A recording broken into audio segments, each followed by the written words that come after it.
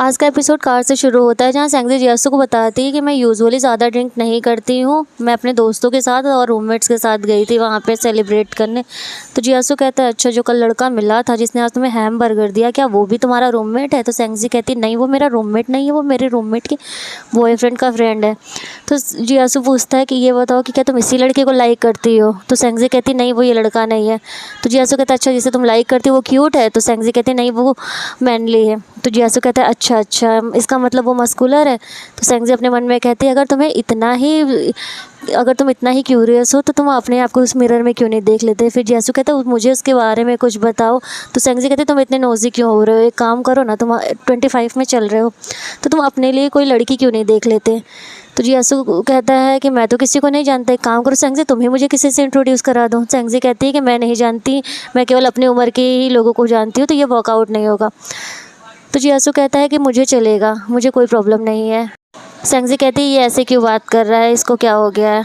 अब सेंगजी अपने घर आ जाती है अपने भाई के साथ और वो चिल्लाती है मॉम मॉम। उसकी मम्मी आती है बाहर और कहती है, सेंगजी तुम्हें इतना लेट कैसे हो गया, क्या फ़्लाइट डिले थी? तो सेंगजी कहती नहीं जी यान ने मुझे बहुत देर तक वेट कराया। तो उसकी माँ कहती तुमने ऐसा क्यों किया, तुम्हें पता नहीं है कितना डेंजरस हो सकता है? तो यान कहता है कि मैं इसके लिए इसका फेवरेट डक लेने गया था। उसके पापा कहते हैं तुम्हें पहले ले लेना चाहिए था, तुम्हें सेंगजी को वेट नहीं कराना चाहिए था। उसके बाद ये लोग अंदर चले जाते हैं। फिर सेंगजी गिफ्ट लाई होती है अपनी मम्मी और अपने पापा के लिए। अपनी मम्मी को गिफ्ट देखती है तो उसकी मम्मी कहती है, क्या ये वही गिफ्ट है? तो सेंगजी कहती है कि हाँ यही है, मैंने आपके लिए 2 लिया है, मैं काफ़ी टाइम से सेव कर रही थी। फिर वो अपने पापा को गिफ्ट देती है और कहती है कि जब भी आप कंस्ट्रक्शन साइट पर जाना तो ये क्रीम लगा लेना। फिर वो अपने भाई के लिए एक गॉगल्स लाई होती है, वो उसे देती है और उसके भाई को बिल्कुल पसंद नहीं आता। वो बोलता है ये बहुत अगली दिख रहा है मेरे ऊपर। सेंगजी उसे कहती है कि तुम बोलो कि अच्छा है, तो बोलता है नहीं। उसके बाद सेंगजी उससे ये ले लेती है। उसके बाद वो लोग बैठे होते हैं और उसकी माँ पूछती है कि ये बताओ तुमने बताया था कि जियासू को अपेंडिक्स हुआ है तो उसका ऑपरेशन हो गया? तो सेंगजी बोलती है हाँ उसका ऑपरेशन हो गया, काफ़ी टाइम हो गया, वो खाना पीना टाइम से नहीं खाता था इसलिए उसे इतनी प्रॉब्लम हो गई। तो उसकी माँ कहती है कि देखा तुमने, वो खाना पीना टाइम से नहीं खाता था इसलिए तुम्हें अपने खाने पीने का ध्यान रखना चाहिए। फिर सेंगजी बताती है सबको कि जियासू ने एक वीडियो गेम बनाया है जो काफ़ी पॉपुलर है, सबको बहुत पसंद आया। तो उसके पापा कहते हैं जियासू एक मेहनती लड़का है। फिर उसकी मॉम कहती है कि यान को देखो, यान कितना डम दिख रहा है, जियासू इतना आगे बढ़ गया और ये अभी तक यहीं पे है। फिर उसकी मॉम कहती हैं कि मैंने तुम्हारे लिए किसी से मीटिंग फिक्स की थी, तुम मिलने क्यों नहीं गए? यान कहता है मुझे इन सब चीज़ों में इंटरेस्ट नहीं है। सेंगजी कहती मॉम इससे ब्लाइंड डेट के बारे में पूछो। फिर सेंगजी की मॉम कहती हैं यान तुम्हें अपने लिए किसी को ढूंढना चाहिए वरना तुम अपनी लाइफ में अकेले रह जाओगे। अब सेंगजी और यान बाहर आ जाते हैं। सेंगजी उसे टूल देती है तो यान कहता है कि तुम मुझे बार बार ये टूल क्यों दे रही हो, क्या तुम मुझे मारना चाहती हो? तो सेंगजी बोलती नहीं ऐसी कोई बात नहीं है। फिर यान कहता है तुम मेरे लिए इतनी दयालु क्यों हो रही हो, क्या कोई बात है या तुम्हें मुझसे कुछ चाहिए? तो सेंगजी कहती है कि तुम इतने बड़े हो गए हो और जियासू तुमसे भी 1 साल बड़ा है, तो तुम लोग ब्लाइंड डेट पे क्यों नहीं जाते हो? अगर तुम एम्बेरस फील कर रहे हो तो तुम या तो यही चले जाओ या तो जियासू को बुला लो नानवू। तो यान कहता है तुम्हारा और जियासू का कोई झगड़ा हुआ है क्या?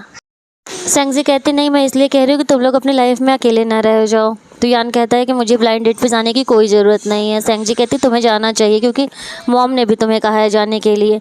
तो यान कहता है नहीं मुझे इन सब की कोई ज़रूरत नहीं है, एक काम करो ये सब बंद करो। उसके बाद यान के मोबाइल पे एक मैसेज आता है और यान उसको पढ़ के स्माइल करता है और कहता है कि कोई है जो मुझे पसंद करता है, जो मेरे लिए ट्राई कर रहा है। तो सेंगजी हंसने लगती है। यान कहता है कि तुम जियासू से कह दो अपनी टैकी पिकअप लाइन लेके किसी और पे ट्राई करें। उसके बाद वो गेट बंद कर देता है और सेंगजी से कहता है तुम बोलो कि मैं स्मार्ट हूँ। सेंगजी बोलती है गेट खोलो, तो बोलता है नहीं ऊपर से आ जाओ। फिर सेंगजी बोलती है अच्छा तुम स्मार्ट हो। उसके बाद वो गेट खोल देता है। फिर सेंगजी दौड़ के जाती है और अंदर वाला गेट बंद कर लेती है और यान चिल्लाता है मॉम मॉम, लेकिन सेंगजी गेट नहीं खोलती।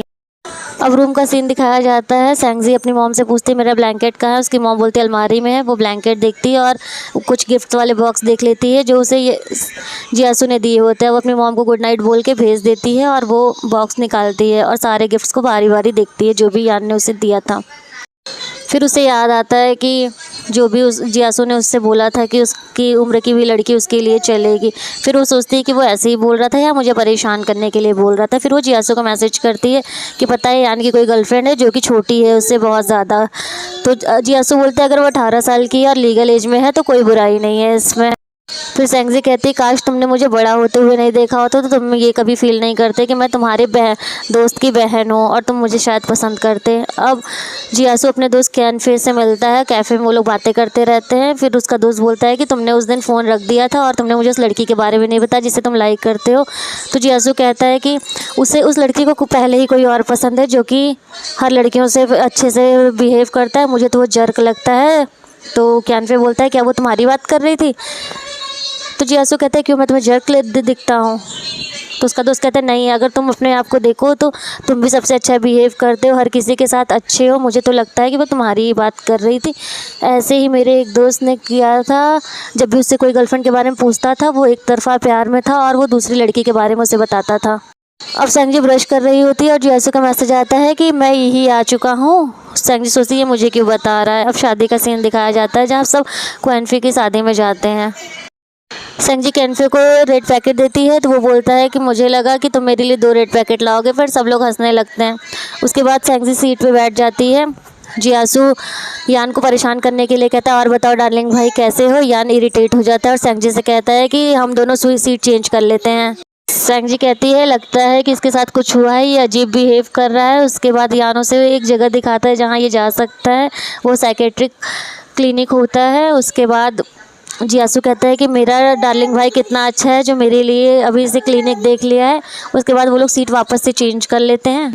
जियासू कहता है तुमने मुझे अभी तक हाय क्यों नहीं कहा। सेंगजी कोई रिप्लाई नहीं करती है। सेंगजी अपने पापा के मैसेज देखती है। जियासू बोलता है ये जीजी कौन है।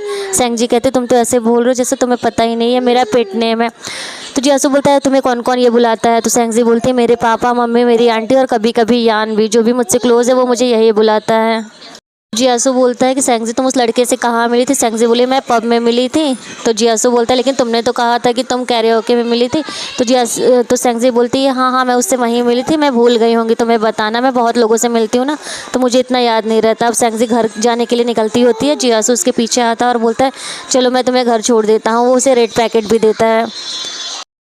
वो सेंगजी से पूछता है तुम कब अपने कॉलेज जाओगे। तो सेंगजी बोलती है कि मैं कल जाऊँगी, मेरी सुबह की फ़्लाइट है। तो जियासू बोलता है इसका मतलब हम दोनों सेम ही फ़्लाइट से जा रहे हैं, चलो मैं तुम्हें लेने आ जाऊँगा, हम साथ में चलते हैं। फिर वो सेंगजी को गिफ्ट देता है और बोलता है सेंगजी हैप्पी न्यू ईयर। सेंगजी उस गिफ्ट को देखती है, उसमें SZ लिखा होता है। सेंगजी बोलती है कि अच्छा इसमें मेरा नाम लिखा हुआ है। उसके बाद वो बोलता है जाओ आराम करो, अब हम कल मिलते हैं। फिर सेंगजी रूम में आती है और नेट पर सर्च करती है कि उस गिफ्ट का मतलब क्या है, जिसका मतलब